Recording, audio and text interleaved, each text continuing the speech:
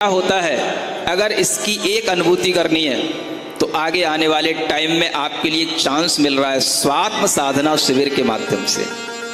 आप अपने बच्चों के लिए, बेटे बेटियों के लिए, पढ़े लिखे बच्चों के लिए, उनके लिए पहले आगे बढ़ाएं। साइंटिफिक लोग चाहिए जो हर चीज को समझ पाएं, और वही लोग वहां पर अच्छे ढंग से उस चीज का अनुभव कर पाएंगे। उन्हें लगेगा अपनी जिंदगी में 5 दिन अगर ये सुख के मिले तो उन्हें पता पड़ेगा सुख क्या होता है। बिना मोबाइल के भी कोई सुख हो सकता है। टाइम पर भोजन मिलेगा वहां पर, ना वहां पर आपके पास में अपनी कोई मनी होगी, ना मोबाइल होगा, कोई नहीं होगा। सबके पोर्शन अलग अलग होंगे, सब अपने अपने में रहेंगे, कोई किसी को देखेगा नहीं, कोई किसी से बात नहीं करेगा, लेकिन फिर भी सुख भरपूर मिलेगा। एक अनुभूति करना हो आ जाना। कौन सी तारीख है? 13 से 18।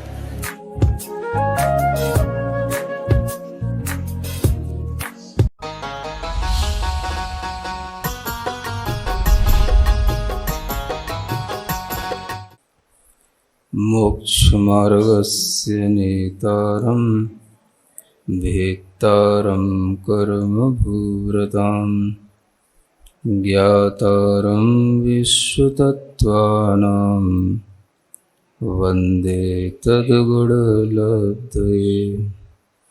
देवादिदेव आदिम तीर्थंकर श्री ऋषभनाथ भगवान की, वर्तमान शासन नायक श्री वर्धमान महावीर भगवान की, परम पूज्य आचार्य गुरुवर श्री विद्यासागर जी महाराज जी की। तत्व सूत्र ग्रंथराज में अष्टम अध्याय के माध्यम से जो बंध तत्व का प्रकरण चल रहा है, उसमें सभी मूल प्रकृतियों के उत्तर भेदों का ज्ञान कराया जा रहा है। नाम कर्म का वर्णन अच्छे विस्तार के साथ हो चुका है। कल गोत्र कर्म के विषय में भी बता दिया गया। अब आगे जो है अंतराय कर्म की प्रकृतियों का वर्णन होना है। 8 प्रकार के कर्मों में ज्ञानावरणी कर्म, दर्शनावरणी कर्म, फिर वेदनी कर्म आया था, उसके बाद में मोहनी कर्म, फिर आयु, फिर नाम, फिर गोत्र, और अब आता है अंतराय कर्म। ऐसे यह अंतराय कर्म 8वें नंबर पर इस तत्वार सूत्र के अंदर रखा गया है। अंतिम यह कर्म है। इसके भी कुछ भेद हैं जो यहाँ सूत्र में बताए जा रहे हैं। सूत्र नंबर 13, दान लाभ भोगोपभोग वीर्याणाम। यहाँ कहा जा रहा है कि यह अंतराय कर्म के 5 भेद हैं। दान, लाभ, भोग, उपभोग और वीर्य के भेद से सभी के साथ में अंतराय जोड़ लेना। दान का अंतराय दानांतराय कहलाता है। लाभ में अंतराय डालना लाभांतराय कहलाता है। भोग में अंतराय डालना भोग अंतराय कहलाता है। उपभोग में अंतराय डालना उपभोग अंतराय कहलाता है। और किसी के उत्साह में, शक्ति में विघ्न डालना ये वीर्य अंतराय कहलाता है। ये 5 ही प्रकार के अंतराय इन 5 प्रकार की कर्म प्रकृतियों के साथ में सभी आत्माओं में क्षयोपशम भाव के साथ में बंधे रहते हैं। इन कर्मों के भी ज्ञानावरण दर्शनावरण कर्मों की तरह क्षयोपशम भाव होता है। कुछ अंतराय कर्म का उदय रहना और कुछ अंतराय कर्म का दब जाना, ये दोनों प्रकार का जो मिश्र भाव है, इसी कारण से यह क्षयोपशम भाव कहलाता है। तो जिस तरह से ज्ञान के विषय में बताया था कि सभी जीव में कुछ ना कुछ ज्ञान का क्षयोपशम अवश्य होता है, चाहे वह जीव कितना भी छोटे से छोटा क्यों ना हो, और उस ज्ञान के क्षयोपशम के साथ ही उस जीव में ये अंतराय कर्म का भी कुछ ना कुछ थोड़ा सा क्षयोपशम अवश्य होता है। क्योंकि जो क्षयोपशम से उत्पन्न होने वाली दशाएं हैं, वो दशाएं पूर्ण रूप से कभी भी मिटती नहीं हैं। जो क्षयोपशम से प्राप्त होने वाला भाव है, ज्ञान, दर्शन और ये दान आदि अंतराय कर्म के क्षयोपशम से प्राप्त होने वाली शक्तियाँ, तो ये थोड़ा ना थोड़ा आत्मा में जरूर सबके उपलब्ध रहता है। जैसे जैसे जीव के अंदर ज्ञान, दर्शन आदि वृद्धिंगत होते हैं, वैसे वैसे ही इसके अंदर अंतराय आदि कर्मों के क्षयोपशम भी उसी के साथ में बढ़ जाते हैं।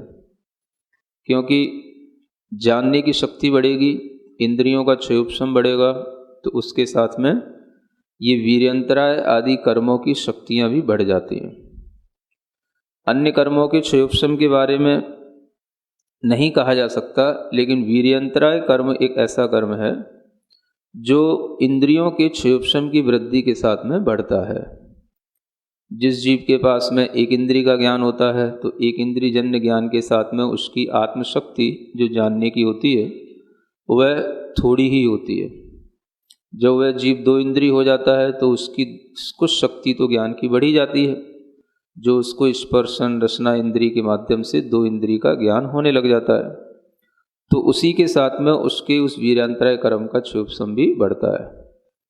इसी तरीके से जब वह जीव तीन इंद्री चार इंद्री से होते हुए पंचेंद्री बन जाता है, तो जो भी पंचेंद्री जीव हैं उनमें भी ज्ञानावरण कर्म का जो क्षयोपशम है उसके साथ साथ वीर्यांतराय कर्म का क्षयोपशम भी अवश्य होता है।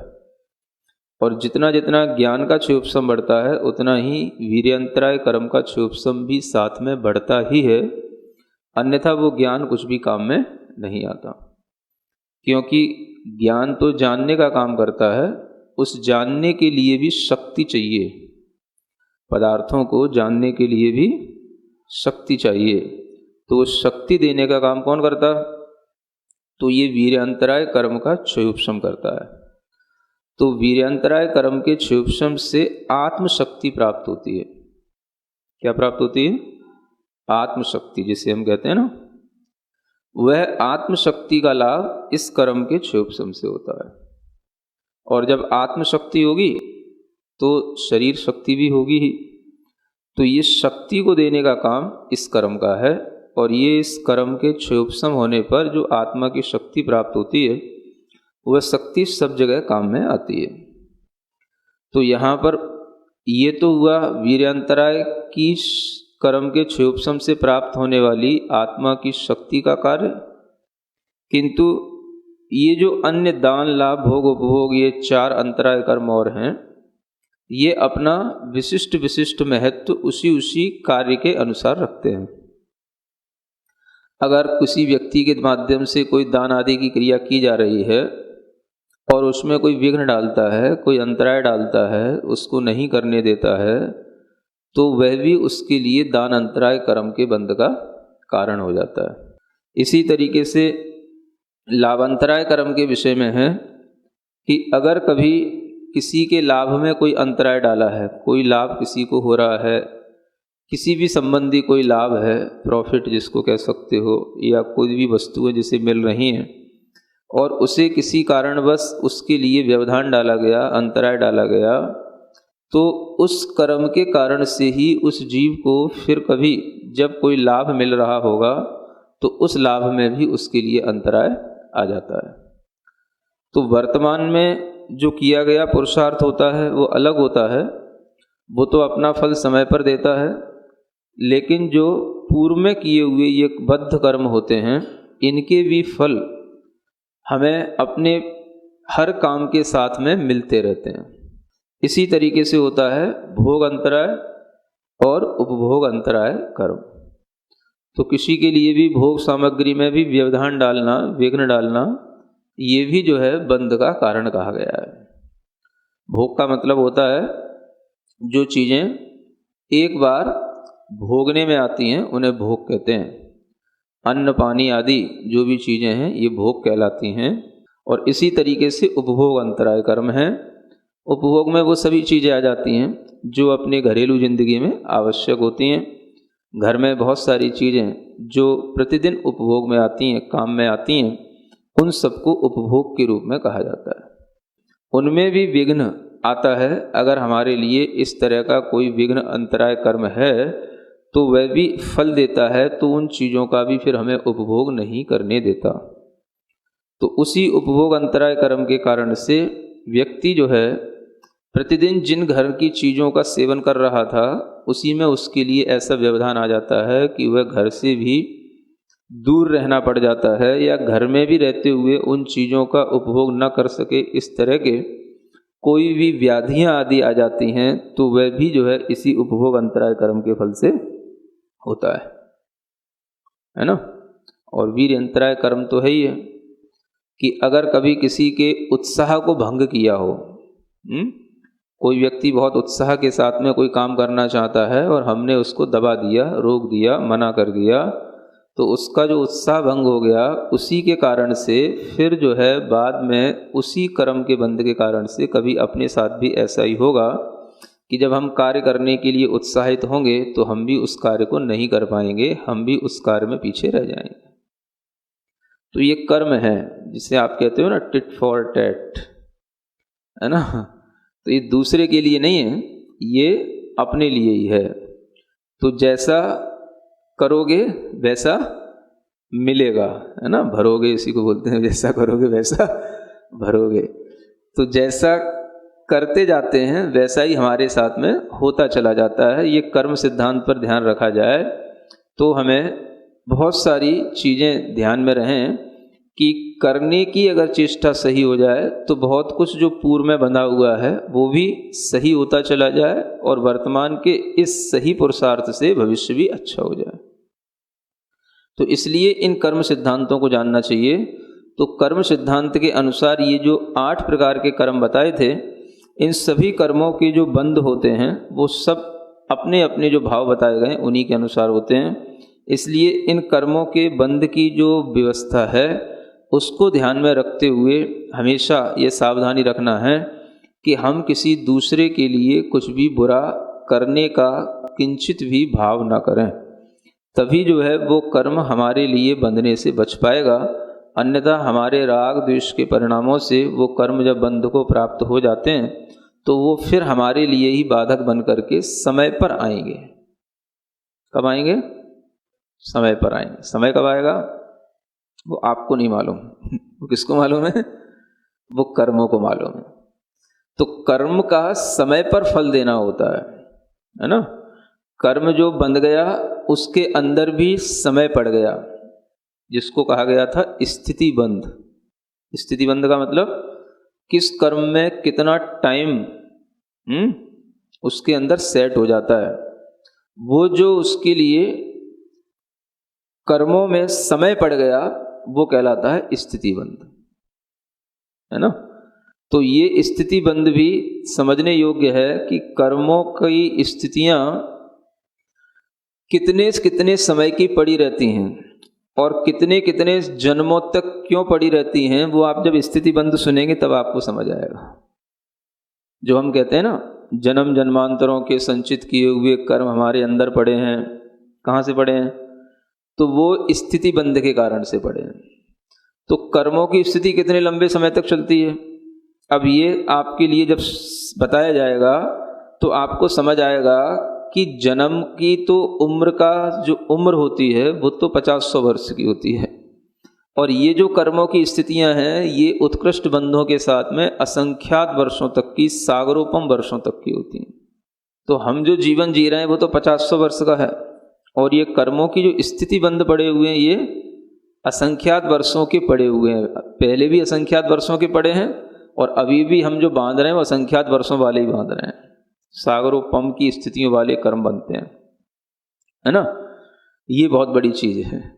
तो प्रकृति के साथ में स्थिति को भी याद रखने के लिए एक सूत्र आगे आ रहा है, आदि तस्त्रिश्रणा मंत्रायस्य च 30 सागरोपम कोटि कोट्यः परास्थिति। यह परास्थिति, परा माने होता है उत्कृष्ट। जो किसी भी कर्म की मैक्सिमम जो उसकी टाइम लिमिट के लिए जो बॉन्डेज होगा आत्मा में वो कहलाएगी उसका उत्कृष्ट स्थिति बंध। तो जो मैक्सिमम टाइम लिमिट की जो बॉन्डिंग है ये आदितः तिसृणाम, आदि के 3 कर्मों को पहले लो। आदि माने, अब वो पहला वाला सूत्र याद करो जो प्रकृति बंध के लिए बताया गया था, आद्यो ज्ञान दर्शनावरण वेदनीय। तो आदि के 3 कर्म कौन कौन से? ज्ञानावरण, दर्शनावरण और वेदनीय, ये तो 3 ही हो गए। फिर कहा अंतरायस्य च, और कौन सा कर्म लेना? अंतराय कर्म भी लेना। तो ये कितने हो गए?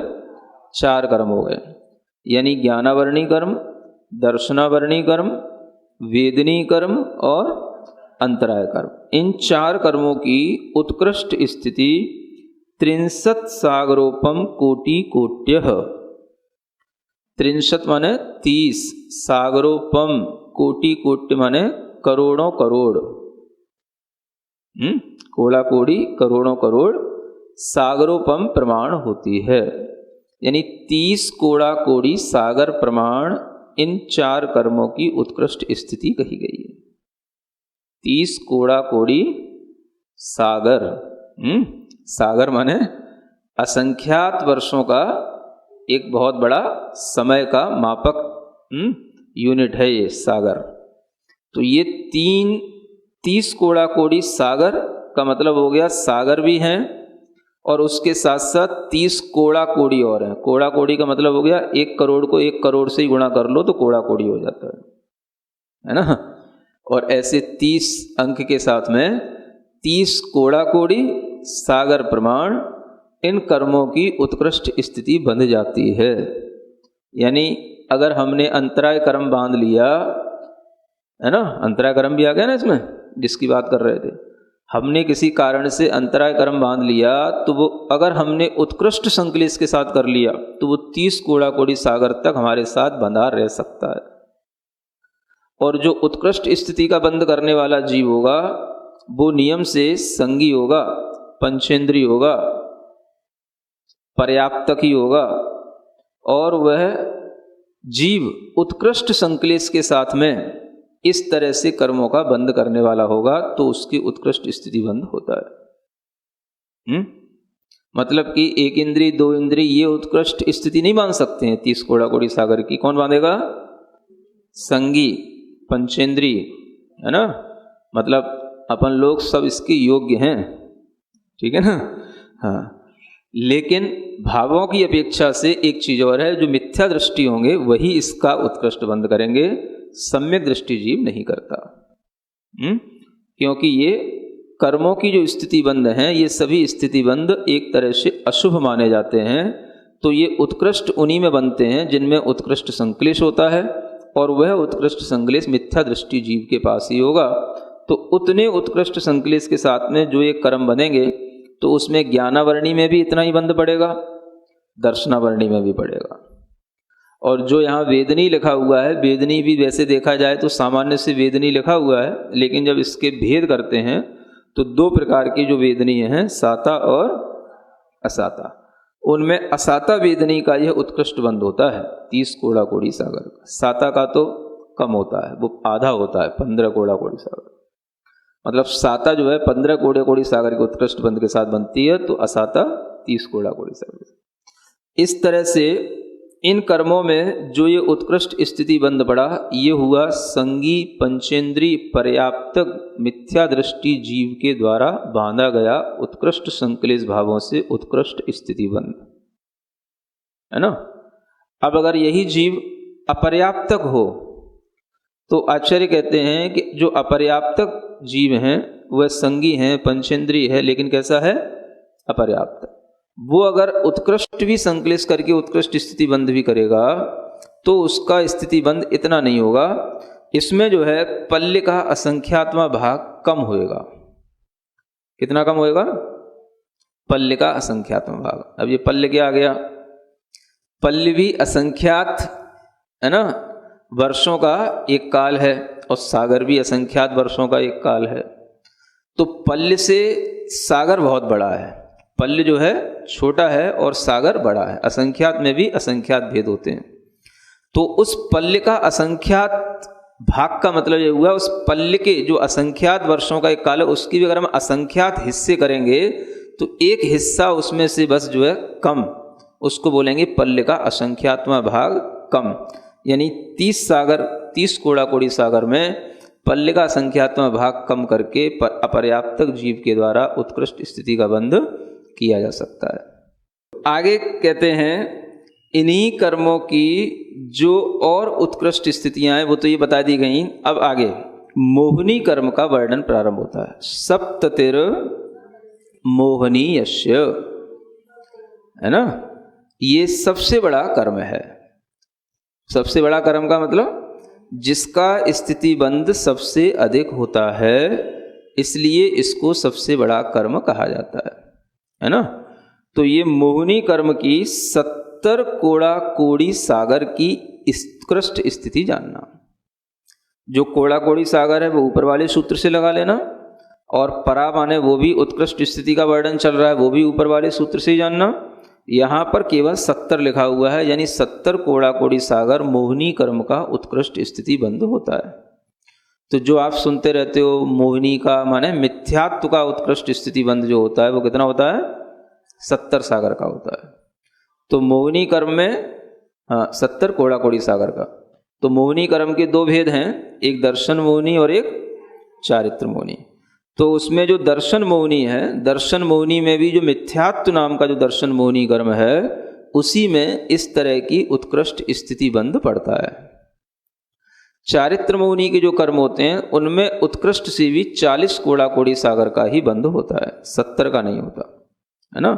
इस तरह से इनमें मोहिनी कर्म की जो उत्कृष्ट स्थितियां हैं ये सभी किसमें बनेंगी? ये भी जैसे पहले बताया था, संगी पंचेंद्री पर्याप्तक जो मिथ्या दृष्टि संक्लेश के साथ में बांधेगा, वही जो है इस तरह से 70 कोड़ा कोड़ी सागर का उत्कृष्ट स्थिति बंध करेगा। और ये तो पंचेंद्री संगी पर्याप्तक के लिए हो गया। एक इंद्री के लिए लगाएंगे तो एक इंद्रिय मोहिनी कर्म का एक सागर का ही उत्कृष्ट स्थिति बंध कर पाता है। उसके लिए कितना होगा? एक सागर का। जो अभी क्रम बताया था उसमें सही बटा छोड़ करके एक सागर, 2 इंद्री का 25 सागर, मोहिनी का इतना उत्कृष्ट स्थिति बंध, 3 इंद्री का 50 सागर, 4 इंद्री का 100 सागर और असंगी पंचेंद्री का 1000 सागर। ये इनका उत्कृष्ट स्थिति बंध इतना ही होता है, ठीक है ना। तो ये मोहिनी कर्म के इन उत्कृष्ट स्थिति बंध के बाद में आगे कहा जा रहा है विंशतिर नाम गोत्रियो। अब यहां पर नाम और गोत्र कर्म की उत्कृष्ट स्थिति बताई जा रही है। इनकी भी उत्कृष्ट स्थिति कितनी? विंशति माने 20 कोड़ा कोड़ी सागर, ऐसा जानना। नाम कर्म की भी और गोत्र कर्म की भी। तो ये कर्म भी उत्कृष्ट स्थिति के साथ में उन्हीं संगी पंचेंद्री पर्याप्तक जीवों के साथ में ही इनका भी बंध होता है। और जब अपर्याप्तक जीव होगा तो वही पल्ले के संख्यात्मक भाग प्रमाण कम स्थिति के साथ बंद करेगा। और वही जीव जब इस तरह से बंद करने के बाद में अगर हम उसी की तुलना अन्य एक इंद्रिय आदि जीवों से करेंगे तो उसमें भी उसी तरीके का क्रम बनेगा जैसे ज्ञानवर्णी आदि में बताया था। एक इंद्रिय जीव के लिए एक सागर और उसके 7 भाग में से यहाँ पर 2 भाग जानना। 2 इंद्रिय के लिए 25 सागर, 7 भाग में से 2 भाग। 3 इंद्रिय के लिए 50 सागर, 7 भाग में से 2 भाग। और 4 इंद्रिय के लिए 100 सागर, 7 भाग में से 2 भाग। और असंगी पंचेंद्रिय के लिए 1000 सागर, 7 सागर में से 2 भाग। इस तरह से जान करके मोटा मोटा इन सभी जीवों के बारे में इतने कर्मों की उत्कृष्ट स्थिति बंध का हम ज्ञान कर सकते हैं। यानी एक इंद्रिय जीव भी उत्कृष्ट स्थिति का बंध इतना कर लेते हैं, है ना। जिनकी लेश्याएं कुछ शुभ हो जाती हैं या जो सम्यक दृष्टि जीव होते हैं उनमें भी कर्मों का बंध तो होता ही रहता है। और वह कर्मों का बंध अंतः कोटा कोटि सागर के लिए तो अवश्य होगा ही होगा। कितना? अंतः कोटा कोटि सागर। ये क्या हो गया? ये मतलब हो गया अंतः माने अंदर, कोड़ा कोड़ी सागर के भीतर माने 1 करोड़ से लेकर के 1 कोड़ा कोड़ी सागर के बीच तक का जो बंध होगा वो अंतः कोड़ा कोड़ी सागर कहलाएगा। तो इस तरह से भी सम्यक दृष्टि जीव के अंदर भी इसी तरह के कर्मों के बंध इन कर्मों के होते रहते हैं। माने कि कर्मों के जो उत्कृष्ट स्थिति बंध हैं वह हमेशा असंख्यात वर्षों की स्थिति को लिए हुए निरंतर बंध को प्राप्त होते रहते हैं। कोई भी जीव होते हैं तो उनमें भी इस तरीके की स्थिति बनी रहती है। तो ये स्थिति बंध का प्रकरण, जो अपने लिए इन कर्मों का तो कोई अनुभव नहीं हो रहा है, अब होता है तो किसका होता है, केवल आयु कर्म के बारे में ज्ञान में आता है ना। ज्ञानावरणी कब का बना पड़ा है, अंतराय कब का बना पड़ा है, नाम गोत्र की तो स्थितियां पड़ी रहती हैं, बनती रहती हैं, और ये सब बंध चलते रहते हैं। जब तक कि छपक श्रेणी में नहीं चढ़ जाते तब तक भी चलते ही रहते हैं, और वहाँ पर भी छपक श्रेणी में भी चलते रहते हैं। और इन कर्मों के बंध जब तक 10वां गुणस्थान चलता रहता है तब तक भी चलते ही रहते हैं। ऐसे सभी कर्मों के बंध जो नियम से होते रहते हैं, उनका केवल हमें श्रद्धान होता है इन सूत्रों के माध्यम से। जो यहाँ पर आयु कर्म के लिए अलग से कहा जा रहा है उसको हम समझ सकते हैं। 33 सागरोपमान्यायुषः, आयु कर्म का उत्कृष्ट स्थिति बंध बताया गया है 33 सागरोपमाणी, यानी 33 सागरोपम। कितना? 33 सागर जिसको बोलते हैं, है ना। अब ये आयु कर्म का जो उत्कृष्ट स्थिति बंध है, ये 33 सागर शुभ रूप भी है और अशुभ रूप भी है। देवों में भी होता है, नारकियों में भी होता है। देवों में यह शुभ रूप होता है, नारकियों में यह अशुभ रूप होता है। तो देवों में यह उत्कृष्ट स्थिति सर्वार सिद्धि के देवों की होगी 33 सागर की, या अनुत्तर विमानवासी देवों की होगी, और इधर जो नारकियों में देखेंगे तो वो सप्तम नरक के नारकियों की होगी। मतलब ये हुआ कि जितने भी 4 गति के जीव हैं उन सभी जीवों में उत्कृष्ट स्थिति या उत्कृष्ट जो आयु है वो तो इनकी है। अब बाकी के जो और बचे तिर्यंच हैं, मनुष्य हैं, उनकी अपनी अलग अलग है ना। उत्कृष्ट आयु की बात की जा रही है। तो तिर्यंचों की जो उत्कृष्ट आयु होती है वो भी आपको भोग भूमि के तिर्यंचों में देखने को मिलेगी, और मनुष्यों की भी जो उत्कृष्ट आयु है वो भी भोग भूमि के मनुष्यों में मिलेगी, जिसे 3 पल्ले की आयु कहा जाता है। उत्कृष्ट आयु कितनी होती है मनुष्यों की? 3 पल्ले, और तिर्यंचों की भी इतनी होती है ना। और कर्म भूमि में अगर आपको मनुष्यों की उत्कृष्ट आयु मिलेगी तो वह मिलेगी 1 पूर्व कोटि। कितनी मिलेगी?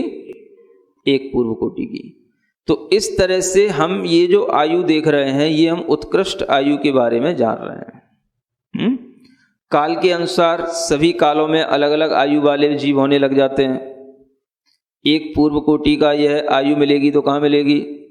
चतुर्थ काल में मिलेगी, या जहाँ पर चतुर्थ काल हमेशा चलता रहता है ऐसे विदे आदि क्षेत्रों में मिलेगी। तो ये इतनी उत्कृष्ट आयु वाले जीव वहीं पर मिलेंगे। पंचम काल है तो आयु भी धीरे धीरे घटती जाती है, तो वह आयु भी अब पंचम काल में भी जो उत्कृष्ट होती है वो 120 वर्ष तक की होती है, इससे ज़्यादा नहीं होती। अब आप विचार करो, कहाँ 120 वर्ष की आयु वाले जीव और कहाँ 1 पूर्व कोटि की आयु वाले जीव, है ना। भगवान आदिनाथ की आयु कितनी थी? 84 लाख पूर्व की आयु थी। 1 पूर्व कोटि का मतलब क्या हो गया?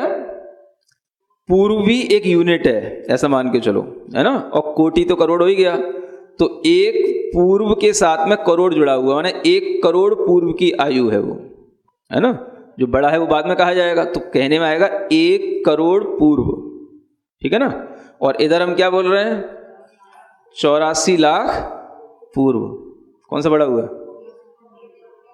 आ गया समझ में?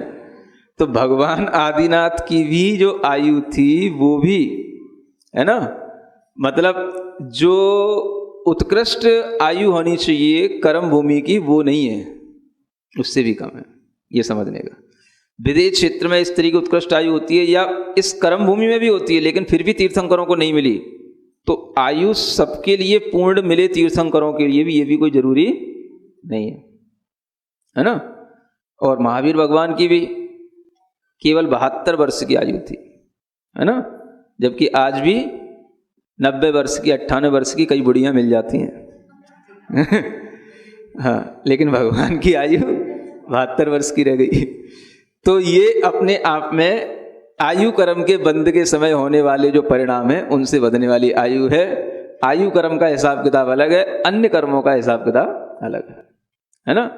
तो आयु का ये जो हिसाब है इसको देखने से आप समझ सकते हो कि तीर्थंकर भी हों तो भी उनके लिए उत्कृष्ट ही आयु हो ऐसा कोई नियम नहीं है। उत्कृष्ट पुण्य तो है लेकिन आयु उत्कृष्ट हो ऐसा कोई नियम नहीं है। ये एक बड़ी चीज है। अन्य उनके लिए सभी शुभ प्रकृतियां उत्कृष्ट रूप से फल रही हैं, लेकिन आयु की कमी कहीं ना कहीं ये बताती है कि उस कर्म का उपभोग करने के लिए भी जितना समय चाहिए वो समय पूरा नहीं है, कम ही है। तो तीर्थंकर होते हुए भी भगवान आदिनाथ की आयु इतनी ही थी।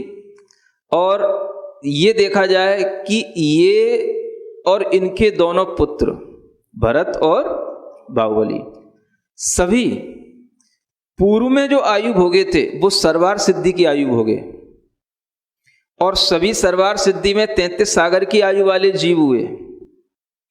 समझ रहे ना? देखो वहां पर तो आयु बराबर है, जो 63 सागरोपमाणी यहां लिखा हुआ है वो देवों में तो आयु बराबर है। 33 सागर की सर्वार सिद्धि, सभी तीनों सर्वार सिद्धि से आए, है ना। अब वहां से यहां आने में ये आयु में अंतर आ गया, है ना। मतलब सबकी आयु एक जैसी तो नहीं थी। अब भरत की आयु, बाहुबली की आयु सबकी अलग अलग होगी, आयु सबकी एक जैसी नहीं होती। हाइट भी सबकी कुछ ना कुछ अंतर में ही था, है ना। बाहुबली की हाइट 525 धनुष जा रही है, इनकी 500 ही धनुष रह गई। लेकिन जो पहले आयु बांध करके आए हैं उन आयु बंध के समय पर जब वहां पर जब देव पर्याय में आयु का बंध होगा तो वो आयु के बंध के समय के परिणाम जिसके जैसे होंगे उसके अनुसार ही उसके लिए आयु बंध होता है। अब देखो आप सर्वार सिद्धि जैसे स्थान पर भी सभी वहां से आने वाले एक जैसी आयु वाले नहीं होते हैं, आयु में सबके अंतर रहेगा।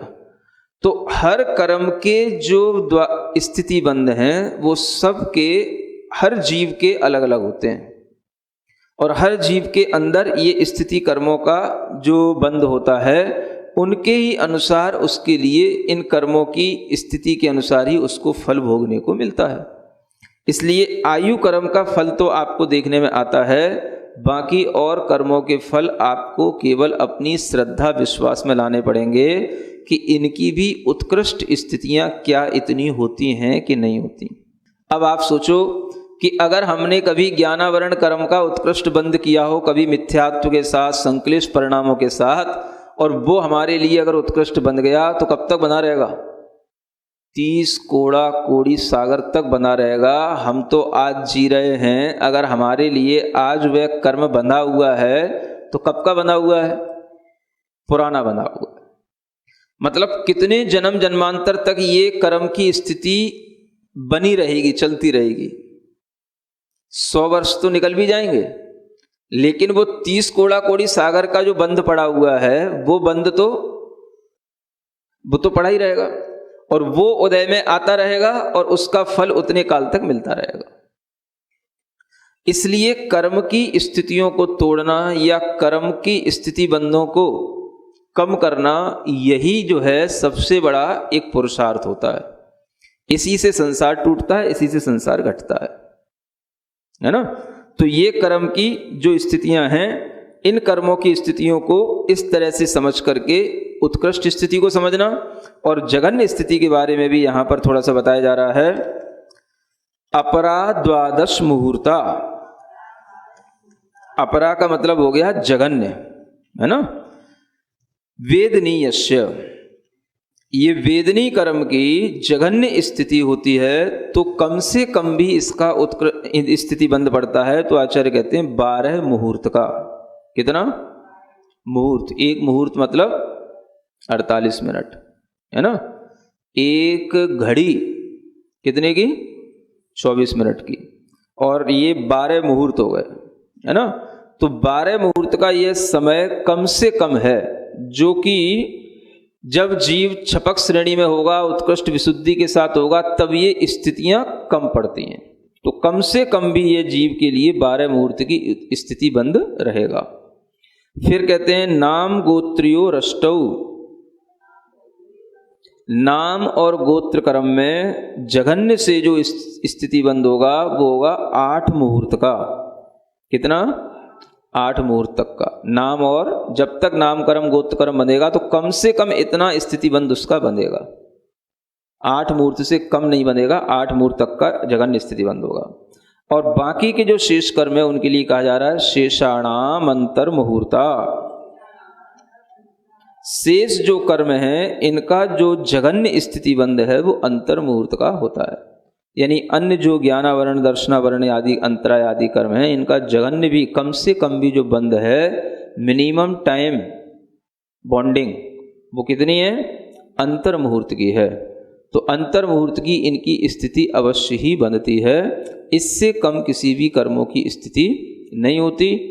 ये जो अंतर मुहूर्त आदि जो जघन्य स्थिति बंद बताए गए हैं ये सभी छपक श्रेणी में 10वें गुण स्थान के अंतर ये सब जो है आते हैं, और बाकी के सब जो है जो उत्कृष्ट हैं वो सब उत्कृष्ट संक्लेश मिथ्यात्व के साथ आते हैं, और बीच के जीवों को अनेक प्रकार के मध्यम स्थिति बंध भी उनके अपने मध्यम परिणामों के माध्यम से बंधते रहते हैं।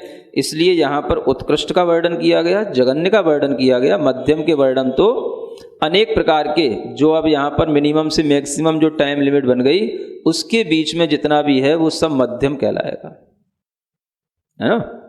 जैसे बोलते हो ना 0 to infinity, तो ऐसे ही जो है अंतर मुहूर्त टू 30 कोड़ा कोड़ी सागर, उसके बीच में एक एक समय को बढ़ाते हुए जितने भी स्थितियों के विकल्प होंगे वो सब उसके भेद कहलाएंगे, और इन सब भेदों को भी अलग अलग जीव अलग अलग परिणामों से बांधते रहते हैं। इस तरह से ये स्थिति बंध का प्रकरण है जो यहाँ पर पूर्ण हो जाता है। सिरिजिण वाणी जग कल्याणी जग जन मदतम मोहरी जणमण हारी गढ़हर हारी जम जरा भव रोग हरी तिथ्य राणम दिव्य झुणिम जो पड़ई सुणई मय्ये धारई राणम सौख मणंतम धरिय सासद मोक्ष पदम पावई सासद मोक्ष पदम पावई।